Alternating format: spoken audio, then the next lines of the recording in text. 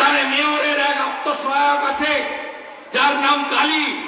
কিছুদিন আগে ক্যামাক স্ট্রিটে ভাইপোর অফিস থেকে যার নামে কমপ্লেন পাঠানো হয়েছিল, নবান্নর নির্দেশে ওই কমপ্লেনকে এফআইআর করা হয়নি, কারণ গৃহযুক্ত হয়ে যেত ভাইপো বনাম মেয়র। এই কালীবাবু তিনি দু হাতে টাকা তুলেছেন, এখনো তুলছেন সমানে। আপনারা জানেন তৃণমূল কংগ্রেস যারা মা মাটি মানুষের কথা বলে, যাদের নেত্রী নাকি তথাকথিত হওয়াই ছুটি করেন, টালির বাড়িতে থাকেন, এই পার্টি গত কয়েক বছরে 3টে বড় অফিস, 2টো কমপ্লিট আর একটা কমপ্লিট হওয়ার পথে।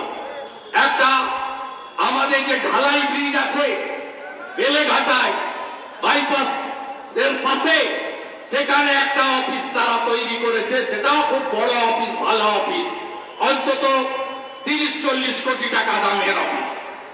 আরেকটা অফিস তৈরি হয়েছে যেখানে মুখ্যমন্ত্রীর বাড়ির গলি কালীঘাট, সেই কালীঘাটে মাননীয় আইনজীবী সাংসদ কল্যাণ ব্যানার্জির যে বাড়ি আছে তার সামনে একটি ফাঁকা জায়গা, বা হয়তো কেউ ছিল, যেমন চা দোকানিকে তুলে দিয়ে ওখানে ভাইপোর বিল্ডিং হয়েছে কালীঘাটে।